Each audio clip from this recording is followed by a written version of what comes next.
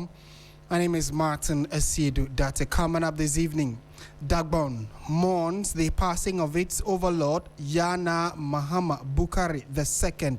We will be live on the grounds in the kingdom for details of how the indigenes of Dabgon are mourning the passing of the overlord and what the plans are. We are told that he's already been laid to rest. We'll try and get further details on that particular development for you in a moment.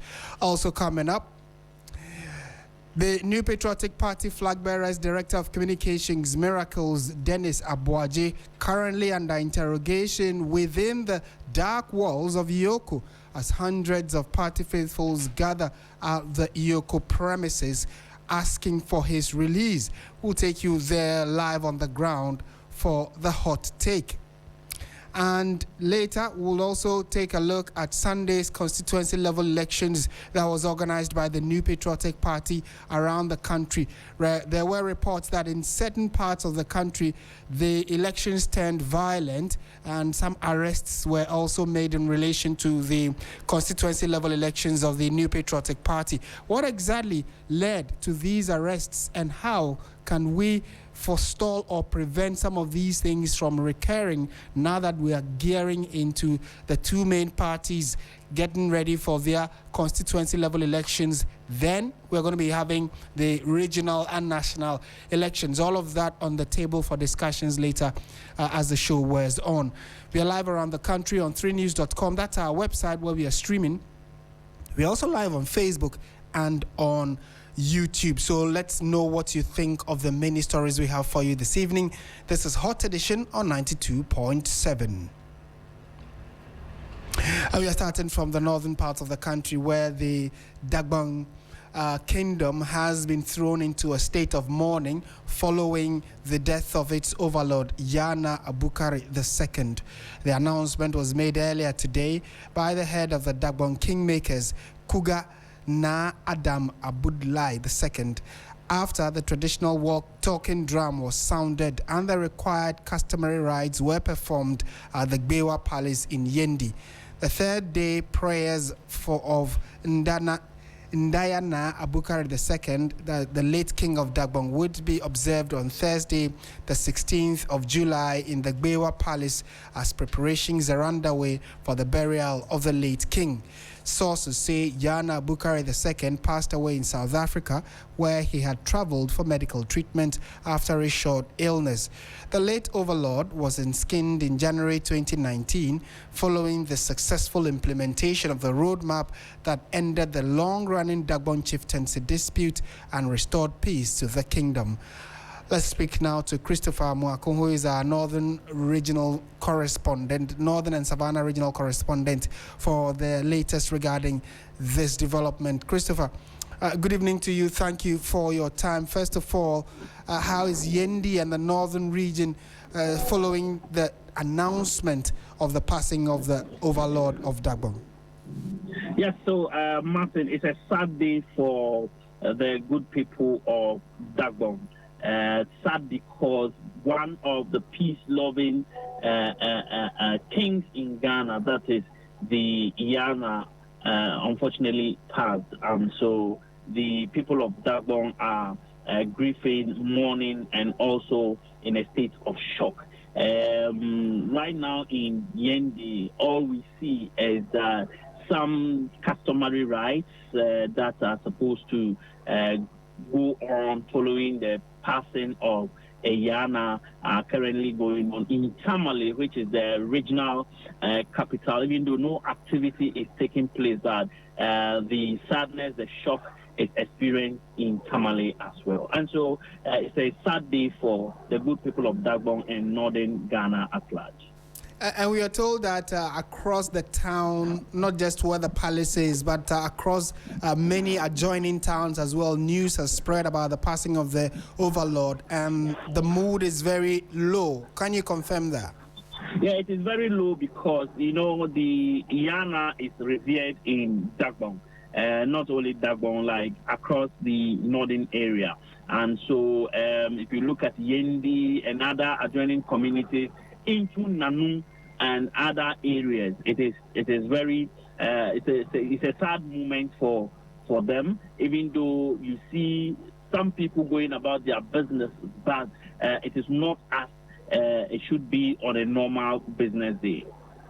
And so what were the initial thoughts people shared when they heard that the overlord had passed? Because what we are picking up is that some people expressed utter shock and dismay, and although the date of his passing was not immediately known, the fact that he had joined the ancestors, drew quite some shock from within the citizens. What were the initial thoughts? What are some of the things they've been saying about the overlord? Yes, so Martin, the overlord was a peace-loving person. In fact, he has actually consolidated the peace of Dabgon. Now, in time past, you see that some communities in Dabgon used to experience chieftaincy dispute. Since the assumption of office, since he ascended the kings of Dabgon, some of these pockets of conflicts have been resolved, including territorial conflicts with other ethnic groups. And so he's seen as a peace-loving person. You remember that historic visit of the Yana to the overlord of the Gonja kingdom, the Yagbonra, and the return of that visit. You also remember that you also remember the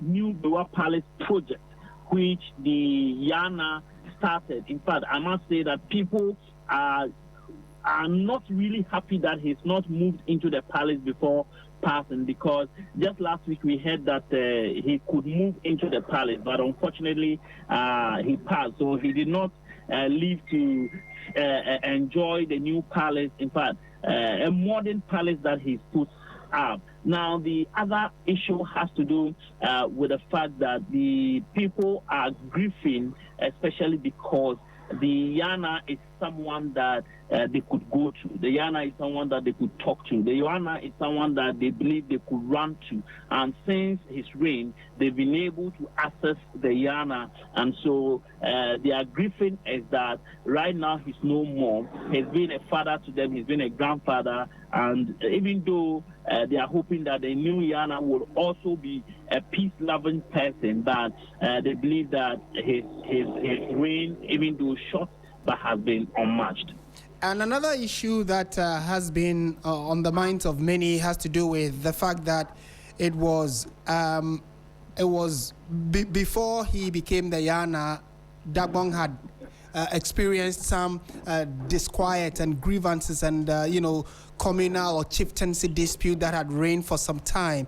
So we are told that it was him ascending the skin that sort of brought some peace to the area. Talk to us about a bit of history of what exactly, how he became the Yana and the instability that preceded his ascension.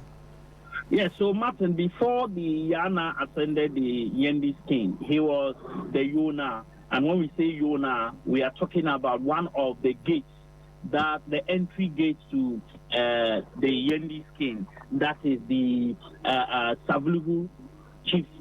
And so from Yo, we also have Mion. From Mion, we have Karaga. And so since he became the Savluguna or the Yona, he's been able to resolve all conflicts within the Yo traditional area. And so when he was nominated as the new Yana and king in January 2029, the people were already happy because during his reign in Savlugu, he brought Dabgon together. And so since he ascended the Dabgon's king, I can confirm to you that areas that we used to have, chieftaincy disputes, land and territorial disputes, have almost all been resolved. He's become a household name in Dabgon, especially so when cases of chieftaincy disputes are sent to him. He takes his time with his cabinet to resolve these matters. And so that is why in recent past, since he ascended the Dabgon kings, we've not heard the pockets of chieftaincy conflict that used to be the order of the day in the northern region. And so the Yana is someone who is touted as a peace-loving person, though unfortunately he did not live long on the skins of Dabgon, but the people are sharing good testimonies about him. But I must say that his entry point to the Yendi skin was from Savulugu, which is the Yu traditional skin. And so right now, his path, we have 3 gates that ascend the Yendi skin. And so one gate has just gone out. So we are waiting for the kingmakers after the funeral of Yana to decide which of the gates will hold the mantle next. Right. Now, we also know that some schools have closed. We told that some people didn't even have the strength to even go and open their shops. What exactly is the story around that? Yeah, so per custom and traditions, when the Yana passes, it means that the entire Dabgon is grieving. And so if you visited Yendi today, you realize that the business area or where people go to do business, almost all the shops were closed, unless those that are far away from the Bewa Palace. In fact, I must also say that it's because there wasn't any formal announcement from the palace that all shops be closed. That is why some of the people opened. But others, they didn't actually open in full. If you come and you need something, they go open, sell to you, and close again. That was what happened in Yendi earlier today. But as for the schools, the Yendi Municipal Education Directorate, in consultation with the Northern Regional Directorate, in line with Dabgon Custom, announced the temporary closure of all schools within the Yendi municipality following the passing of the overlord of Dabgon, Na Mahama Abukari the second. So this is a statement that has just come in. So it means that from tomorrow, these school children will not go to school until Thursday, July 16th. Now, let's also not forget that they will get back to school on 17th of July, which is Friday. The 3rd day Adua or funeral of the late Yana will be on the 16th. And so immediately after the 3rd day Adua is performed, the next day schools will be reopened for the school children to go to school. Right. And Chris, thank you for that particular update. We wanted clarity on reports about the schools closing. So at least schools will be closed for about 2 to 3 days, and then on the 17th they will reopen. Is that the case? Yes, that is the case. And this is only for schools in the Yendi catchment area. Okay. Not the entirety of Northern Region. No, it's just for schools in Yendi to allow for the 3rd day Adua or funeral of the late Yana. Right, and then talking about funeral arrangements, you touched on it briefly. We are told that the remains of the overlord has been laid to rest already in line with Islam customs. Can you confirm that, and then maybe walk us through again what the next days look like? Yes, so Martin, according to Dabgon custom, once the Yana is no more, his eldest son or none of his children can see the body until the person is enkinned as a regent or is given a chieftaincy title. And so the firstborn earlier today, midnight or so, was enskinned the Kampakuyana. So you have 2 names to choose from, Kampakuyana or Bonlana. And so he chose Kampakuyana Yakubu Abukari. And so after he was enskinned, he was allowed to now see the remains of his father. Now, after seeing the remains of his father, they now went ahead with the burial ceremony. And so I can confirm to you that the late Yana Abukari II, the 41st Yana of Dabgon, has since been laid to rest. And a regent, who is his firstborn son, has also been enskinned. And from now till a substantive Yana is nominated and enskinned, the regent becomes the overlord of Dabgon. he will oversee the day-to-day activities of Dabgon. And so if it is taking 3 months for the funeral to be performed, it means from now till the 3 months, the regent is the overlord of Dabgon and will be accorded all the necessary protocols as will be given to a Yana or a living Yana. Chris, thank you so much for a bit of a history that you've given us, and then also the updates regarding the passing of the overlord of Dabgon, Na Mahama Abukari II. And Christopher Mwako is our Savannah Northern Regional Correspondent, updating us on the news that broke earlier today about the death of the overlord of Dabgon, Na Mahama Abukari II. We are told that he passed after a short illness. He was receiving treatment in South Africa and passed away there. So his body has been brought back to the Republic and sent to his area of chiefdom, and then he's been laid to rest according to Dabgon customs. And like you heard our correspondent say, his first son has been enskinned, and following the eskinment, he was now allowed to see the body of his father, who has now been laid to rest. And so his son, who now becomes the Kampakuyana, will be the acting or the regent, as you call it, the regent Dabgon king for some time.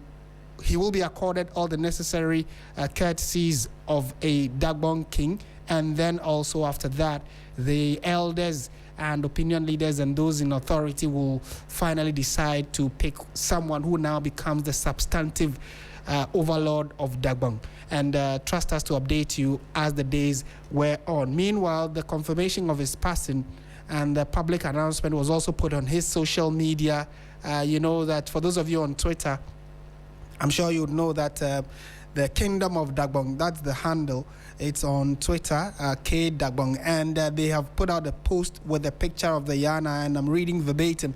It says, "The lion has fallen. Let every drum be hushed. Let every horn be silenced. Let the winds bear only lamentation. The Lion King has departed the realm of men.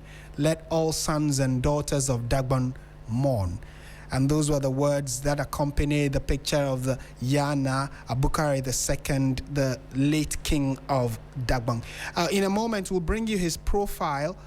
For those of you who may not know who exactly he is and the kind of weight he carried, following the fact that he was the Dabgon king, let's bring you the statement we are receiving from government. And you know that chieftaincy and politics play a very key role in managing or running our country. So the executive arm of the state, which is the current government, have had a very cordial relationship with the Dabgon Kingdom. And I mean, successive governments and governments past have had very cordial relations with chiefs and kings in many parts of our country. So upon hearing the news, the government has released a statement. I'm going to read it verbatim. It says, "The government of Ghana says it has received with profound sadness the news of the passing of His Majesty Na Mahama Abukari II.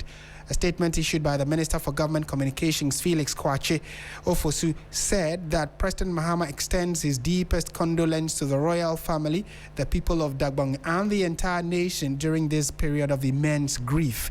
The statement said his unwavering commitment to unity, stability, and the welfare of his people created an enabling environment for development and strengthened the enduring partnership between the traditional authorities and the government in advancing progress across Dabgon and Ghana." And those are the extracts from the statement released from government about the passing of the Na Mahama Abukari II. So who exactly is he? And you recall our correspondent told us that before he became the overlord of Dabgon, there were clear chieftaincy disputes which had been fought for a number of years. And so before his ascension, there were interventions and mediations from government and other opinion leaders, which brought calm and sanity to the area. And since then, we've had a very stable Dabgon. Who was he before he became Yana? Wisdom Safo of our research desk joins us in studio for a quick update of, in fact, a quick statement to let us know who Yana Abukari II was. Wisdom, thank you for your time. So Martin, walk us through who he was in terms of his life he lived on earth. All right, Martin, before I go into his profile, today is a sad day for the people of Dabgon and the entire country and the people of Ghana as well. So let's jump in the profile of Yana Abukari II. So his name is Yana Abukari II. He's also known as the Yana Abukari Mahama II, and he is the overlord of Dabgon. His traditional seat is the Bewa Palace in Yendi, and he's the overlord of the Dabgon Kingdom, and his royal gate is the Andani royal family. So before the Yendi skin, he was known as Alhaji Abubakari Mahama. Before he became the Yana, he also served as the Yona, which is the paramount chief of Savelugu. So his position as Yona made him one of the key traditional figures eligible for the Yendi skin. And he was also known as a farmer and a respected traditional leader before his elevation to the throne. So let's look at his rise to the throne. And this all started, he was actually selected in January 2019. So if you look at the time frame, it's about 7 years. He has reigned for 7 years. So his selection followed the final funeral rites of the late Yana Yakubu Andani II.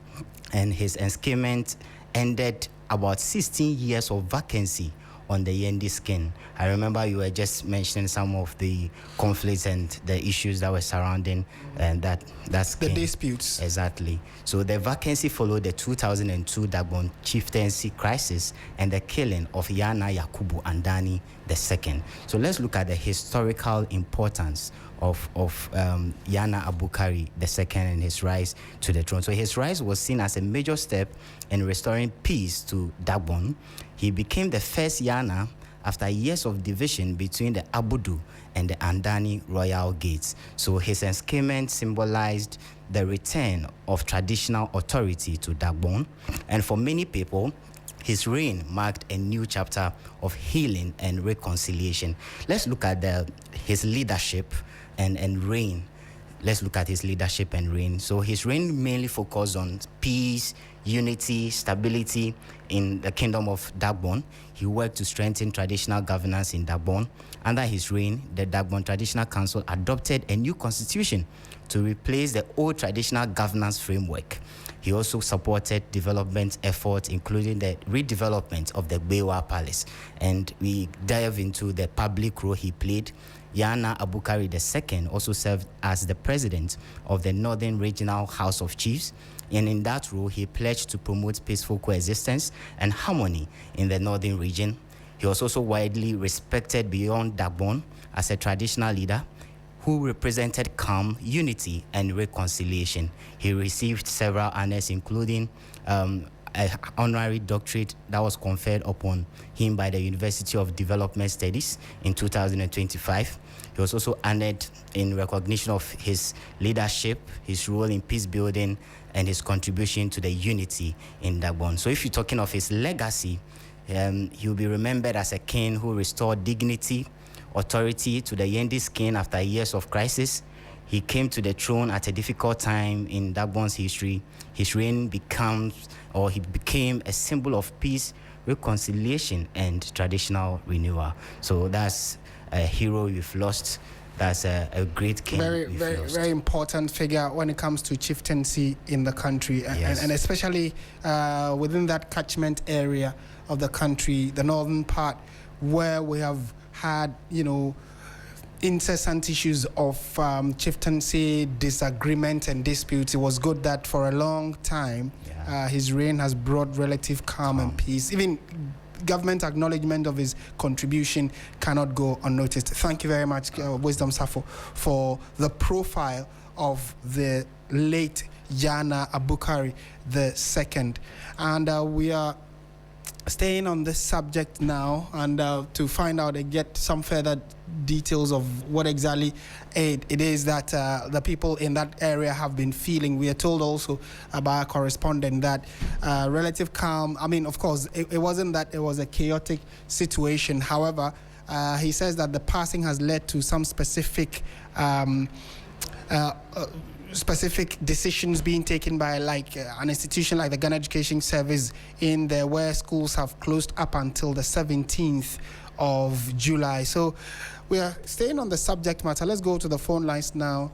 And the PRO for the Gukpe Na Palace, who is the chief of Tamale, a bit of history on the passing of the Dabgon overlord, and then exactly what the next steps are regarding when such a high-profile personality passes. A very good evening to you, sir. Thank you so much for your time. Hello. Hello. Yes. Thank you very much, Chief. We're grateful that you made time to speak with us. To start with, our commiserations and condolences to you and the entirety of the family, the traditional family, over the passing of the Yana. First of all, how are you taking the news of his passing, and how did that come to you when you heard it? Okay, thank you for the opportunity to now express our feelings about the demise of our Lord, the King of Dabgon. May his soul rest in peace. I think it was not a good news, very bad, very weakened, and Dabgon and Yendi are very silent. Businesses were halt, nothing is happening. Everybody is seated quietly, crossed hands and fingers, as we look up to the traditional authorities to have had our in lay perfectly. So I think today it's all about the King. It's all about the King. Everywhere, TV station, markets, everywhere, farmers didn't go to farm, business people didn't go to their places. Everything is a standstill now. We also know that, personally, as the Chief Zintohina, you have some background and, good knowledge about the Dabgon Kingdom. Share with us, for those who may not know how important they are when it comes to Ghana's traditional setting, give us a brief history about the Dabgon people. Is it the Dabgon or about the King? About the Dabgon itself, and then we can narrow it down to the powerful role that the King played. Yeah, Dabgon is a bigger kingdom with so many significances attached to it. And when we talk about Dabgon, we are talking about the kingship. I will tell you that every Yana is a son of a former Yana. So when you see a Yana, you must know that the father was a Yana. Dabgon by tradition, if your father was never a Yana, there's no way that you can become one. So the late Na Abukari Mahama II, his father was a Yana. His great grandfather was called Na Andane. He was also a Yana. So Na Andane Jelong gave birth to Na Mahama, and then Na Mahama gave birth to the current, the one we've just lost. So that is him that we lost. Then we've lost a precious person. In fact, a golden king. He was a unifier. In fact, he has done so much for Dabgon. And I think he's the first Yana to have built a new palace. And unfortunately, he didn't have the taste of the house before he died or he passed on.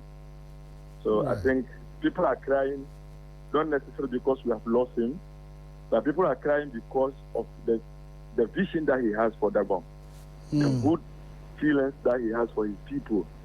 And it's like everything is coming, going back to square one.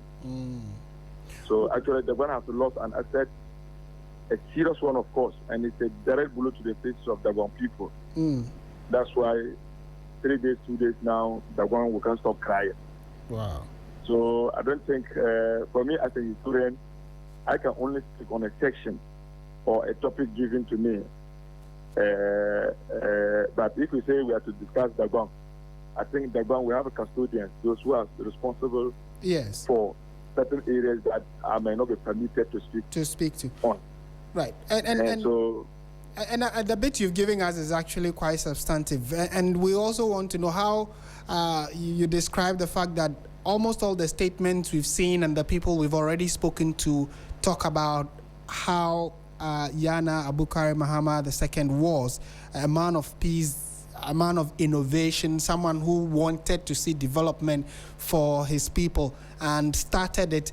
Unfortunately, like fate would have it, he has ended his journey and has joined our ancestors. But how would the constituents remember him? I mean, before he became the Yana, we're told that it wasn't easy at all. But having become Yana, how did he seek to transform, the people and the area that he was overlord of? Before he became Yana, the one was in crisis. We haven't that crisis between the Abudus and the Andanis. In Dabgon, the Great Kings are now narrowed. The Great Kings are narrowed into two, the Abudus and the Andanis. So he was from the Andani lineage. So we're having two regents. The Abudus was having their regent, and the Andanis was also having their regent. And he was the senior chief by then. So, in the wisdom of the former president, His Excellency Nana Akufo-Addo, he saw that because he's an elderly person, why not deny both regents and then bring the senior one? Of course, that was his second, he was at Savulgo, and that was his second chieftaincy title he was enjoying there. Because first he was enskined as Nkono Lana, that was somewhere 92, 93. So he spent so much years there. And if you are a chief, definitely you must have certain experiences. There are certain issues that you might come across, and that will build and boost up your experience in terms of governance and ruling. So he was a chief for Kunkuno, having spent some time there over 15, 14 years. Then he came to Savulgo. He was enskined as chief of Savulgo in 2014. So in 2019, when the president was saying that he's going to make sure that the Gombe smoke peace pipe, when they look around, then he was the senior most person among the Abu and Andani's family. Are you with me? I am with you, and I'm following, sir. Yes. So he was a senior chief, both Andani and Abu. Nobody was older than him by then. And he was, when they say the Gift King, if you are a chief of Savulgo, if you are a chief of Karga and Miao, you are qualified to become the king of Dabgon. You see that? So by then, all pastors were favoring him because he was the senior most chief. At the same time, Myong didn't have a chief, Karga too didn't have a chief. So he was lucky to be a son of Yana, like I told you before. Every Yana is a son of a former Yana. Yes. So because of that factor, he was elevated above all other people. And he, being the grandfather to both regents, was super qualified. So it was so supersonical that, this man is the best. Right. So out of merit, he was enskined as Yana on the 19th of January 2019.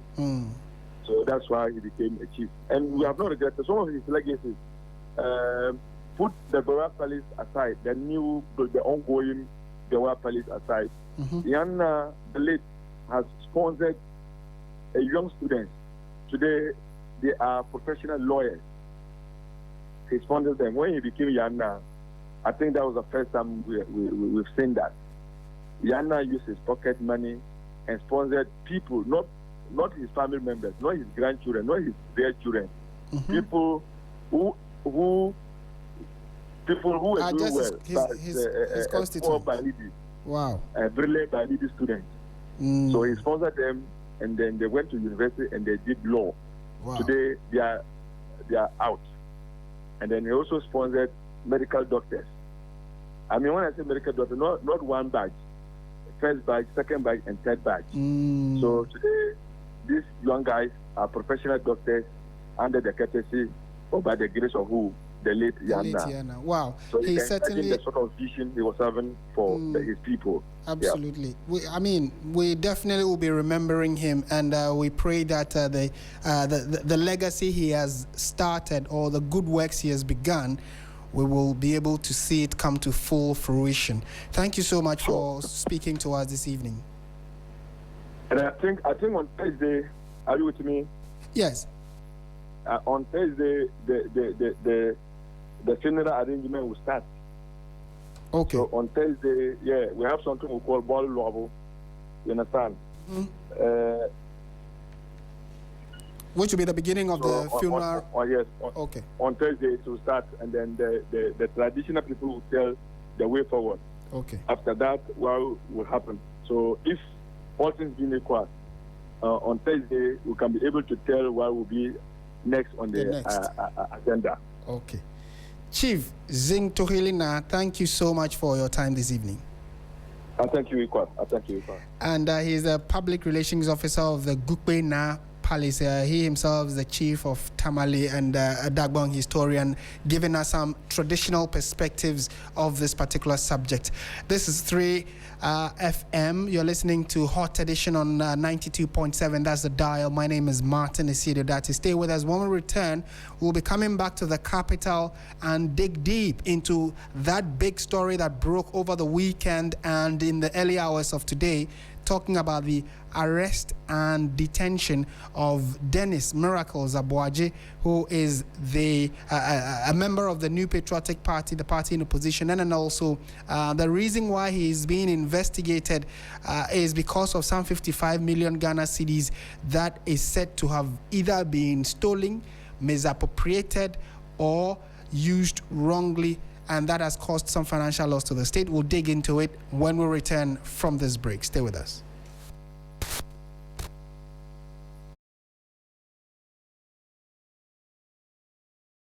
Screening of the FIFA World Cup final on a giant screen. It's more than football. It's networking, fun, and unforgettable vibes. Hey, 19 July 2026. Time is 3 p.m. Location is Nexus 9 Lounge and Spaces, East Legon. Play and connect. Play, connect, and create. Don't hear about it. Be there. Content creators and football lovers, are you ready? Creator Cycles is back with Play and Connect 3.0. The Creator Hot Cup Edition with me, Martin Asiedu-Dartey. Let's go on to some other stories this evening. And officials of the Economic and Organized Crime Office, EOCO, are currently interrogating Denis Aboagye as part of investigations into allegations of financial and procurement-related irregularities estimated to cost some 55 million Ghana cedis during his tenure as Executive Secretary of the Interministerial Coordinating Committee on Decentralization. After nearly 48 hours of his arrest and detention, lawyers are yet to secure bail for him, a situation the New Patriotic Party has described as a tool to intimidate and silence members of the opposition. Christian Yali is a man who's been following this particular beat for us. He's been at the premises of EOCO right from the morning when the party supporters of the New Patriotic Party started massing up there. We were also told that a lawyer who was working to secure bail for Denis Aboagye was expected at the EOCO premises to conclude those processes. As regards to whether that has been done, we are unable to tell for now. But when we connect to our correspondent, Christian Yali, he should be able to tell us what exactly has gone on since morning when the party faithful started massing up there. Christian Yali has joined us. Christian, thank you for your time. We know that prior to midday, you were at the premises of the Economic and Organized Crime Office, EOCO. Between then and now, what exactly are the highlights of what has gone on so far? It's been members, supporters, and top officials of the New Patriotic Party who have been coming here from time to time to seek to negotiate with the bosses at EOCO for Denis Aboagye to be released. In fact, around midday thereabout, one major highlight was accusations by the protesters who were complaining that the police officials here had sprayed pepper. In fact, there were about two of the protesters I saw myself who had to be assisted with water to cleanse their eyes before they could manage to walk to a better place to take care of themselves. That brought some almost near fisticuffs between the protesters and the police officers. For the protesters, it had been a calm situation here, so there was no need attempting to pepper spray them. Now, apart from that, later we saw executives of the NPP led by the General Secretary, Justin Kodia Frimpong, as well as the national organizer, Henry Nana Boakye. Also, MP, one of the MPs, about two of them actually, Samia Uku and Gloria Owusu, the Trobo MP, were here. Even before that, I had seen the MP for Wejak Bawe, Jerry Ahmed Shaib. All of them went inside before we had indications or received indications that the lawyer for Denis Aboagye, Samuel Atachia, had already initiated the process of securing bail for him, and I had cited him, but he wouldn't want to speak to me at the time, and he went back inside. Around 2-3 p.m., Justin Frimpong Kodia came out of the premises of EOCO, and in an interview with me indicated that, see, they've seen what the NDC is doing, and by extent, hiding behind the security and investigative agencies to intimidate their members. In fact, JFK, as it's popularly called, indicated that government of the day is undertaking what he terms as public trial of, persons who are suspected to have engaged in any form of malfeasance, misappropriation, or any corruption-related activity. Now, he made the case strongly that they are going to continue to press. As of around 3 p.m., when I spoke with him, he indicated that there hadn't been even an interrogation to start the process of securing bail for Denis Aboagye. Shortly after that, around 4 p.m., just a while ago, I picked indications from Henry Nana Boakye, who is currently inside with the officials, that the interrogation or interrogative process was about to begin. So the understanding, Martin, all things being equal, is that as of now, inside, we are just outside, but inside, officials of EOCO have begun interrogating Denis Aboagye. And then as we inch closer to the 48-hour mark, it is expected that, all things being equal, he would be granted bail. That is what the Constitution says. After 48 or within the 48-hour period, either the security agency or investigative agency involved grants the suspect who's been arrested bail, or they proceed to go to the court to continue with the process from there. For the NPP members and the executive and the top officials who have come here, it is one thing they want. Either he is released immediately or granted bail, and then they can take it over from there. In fact, in that earlier interview, Martin, JFK had indicated that over the last 1 year, the issue under investigation, the 55 million cedi misappropriation allegedly, which is being investigated because, Dennis used to be the executive secretary at the Interministerial Coordinating Committee on Decentralization. He has been more or less cooperating with them over the last 1 year. EOCO has been sending invitations, and he always, obeys the invitations and comes to their premises to be interrogated. So they do not understand why EOCO chose the manner in which they arrested him to bring him to their custody. But we are still here waiting to see what really would be the situation. But right now, all the top guys in the New Patriotic Party, especially some of the lawyers, are inside, and the understanding is that there is some interrogation ongoing to more or less, speed up the process to get him a bail tonight, possibly. Right, and it's a good summation of what has gone on since morning that you've given us. So just to summarize, 1, Miracles is still in the EOCO custody. 2, at least now he's had access to his lawyers who are there, and some top members of the New Patriotic Party have had access to him and are with him in the EOCO premises. And hopefully by close of day, we don't know up until when, but by close of day, we are expecting that by Constitution, Miracles should be released.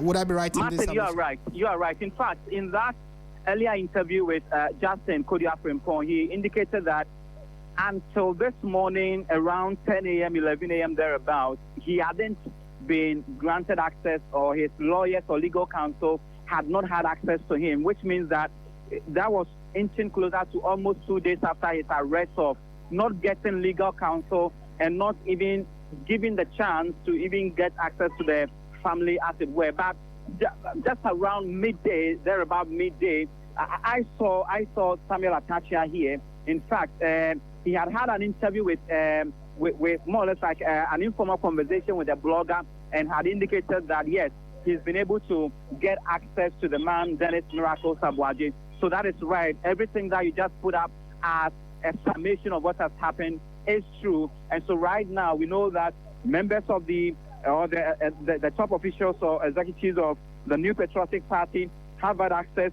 They are inside right now negotiating on engaging in the interrogation process, so that after everything is done and conditions are met, EOCO would then proceed to grant him bail and he would be released. That is what we are expecting. But if that is not also possible, because Martin earlier was some of the details I picked on the ground and eavesdropping, I realized that some officials were moving up and down. The indication was that they were cross-checking and trying to get some documentation here and there to facilitate his bail or his release from custody. Right.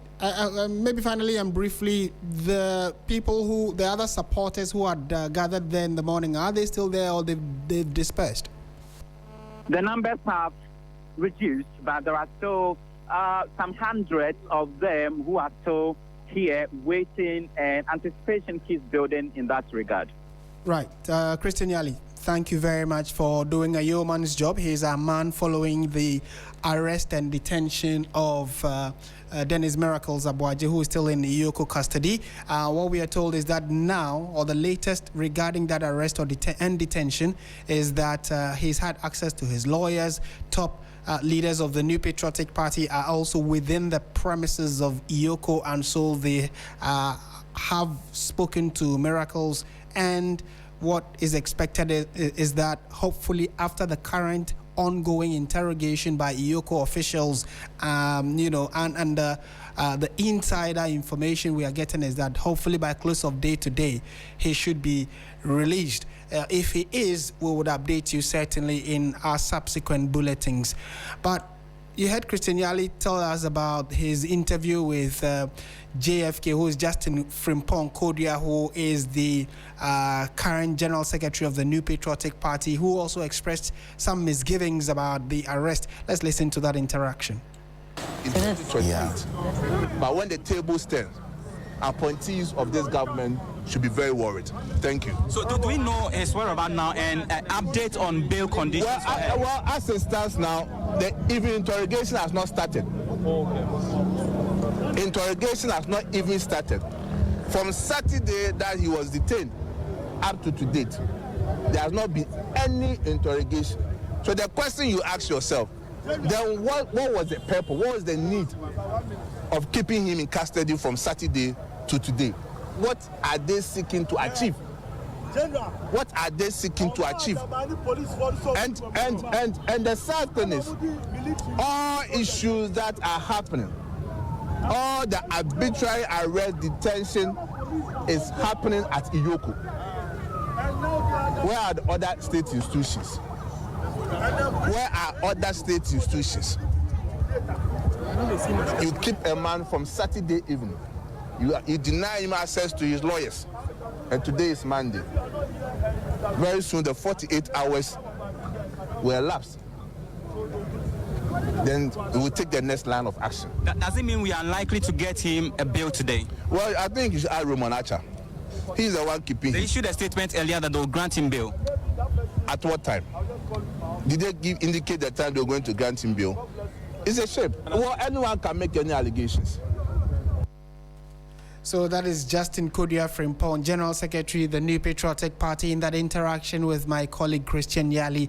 And that was earlier in the day, but the latest is that now he, Justin Kodia Frimpong, and other leaders of the New Patriotic Party and lawyers have had access to Miracles Aboagye. So they definitely are there to observe the interrogation between EOCO officials and Denis Miracles Aboagye. So if any updates does come up, I'll certainly, or our various platforms, both social media and conventional media, will update you on that. This is 3FM 92.7. We are shifting our attention to the Ashanti region, but staying in the camp of the New Patriotic Party, because over the weekend there was an election of constituency level candidates. They were seeking to fill those slots, and it got marred at some point. So the NPP and its constituency executive elections were marred by pockets of disturbances over the weekend, with incidents of violence,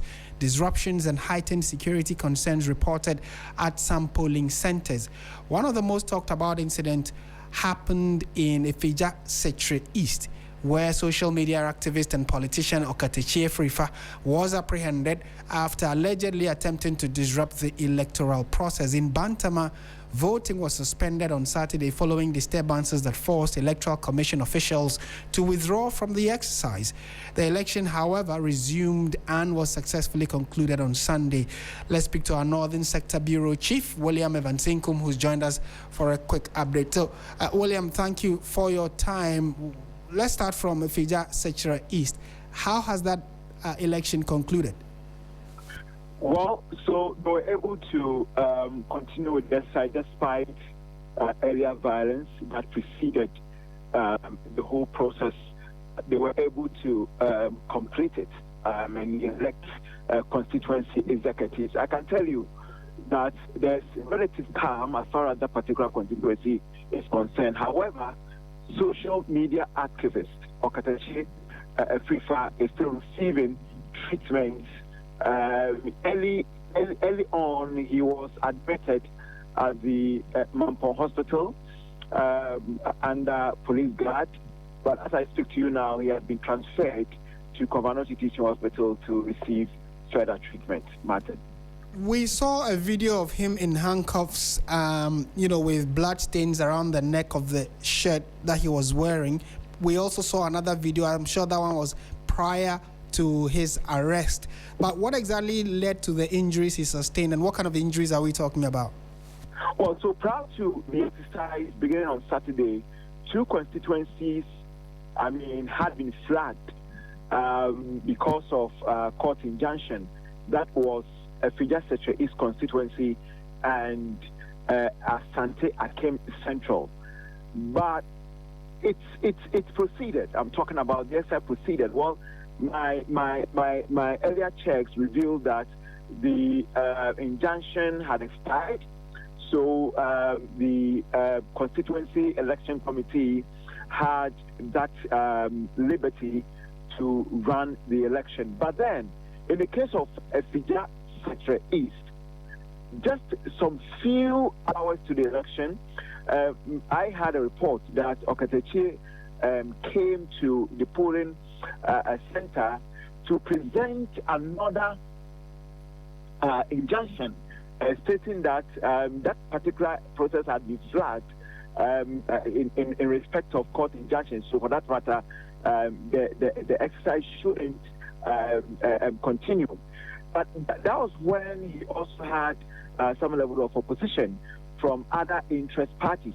And so it degenerated at a point in time. The police had to come in to quell what would have been an ugly situation. But in the midst of that crossfire, the police was also confronted.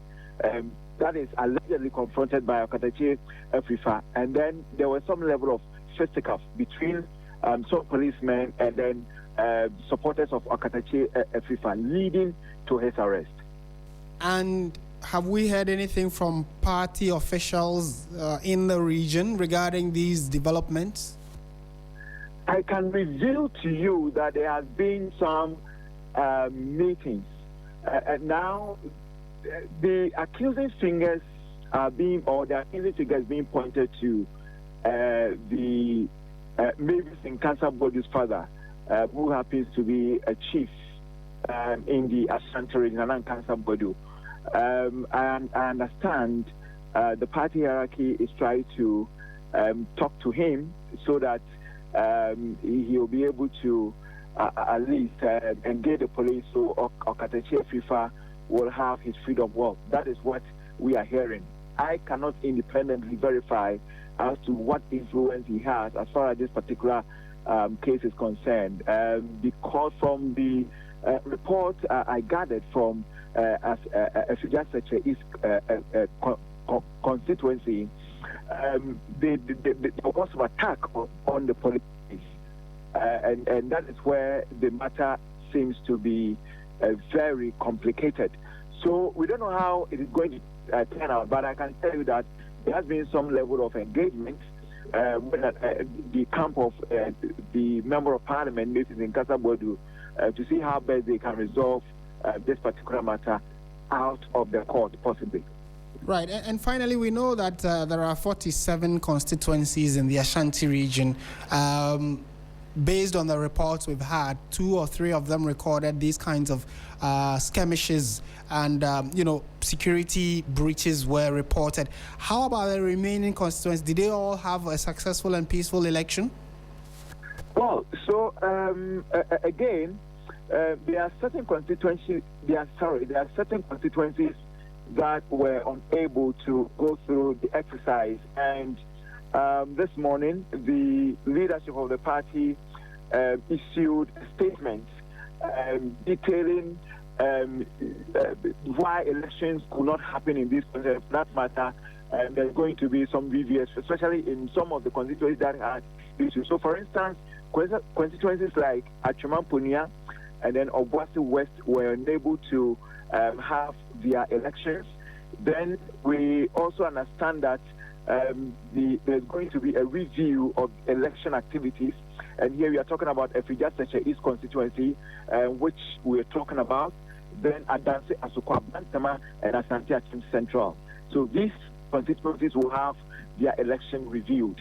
What form is going to take? Well, that one hasn't been whether there's going to be a rerun or what action is going to be taken on these concerns, because of the fact that there were some skirmishes.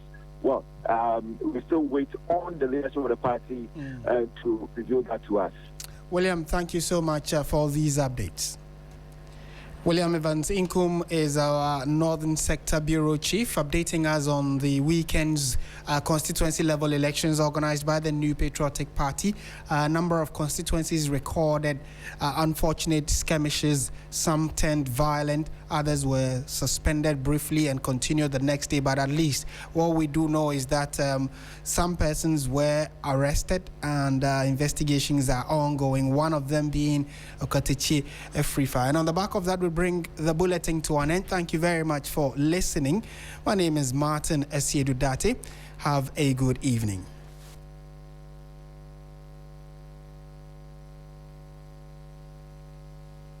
FM 92.7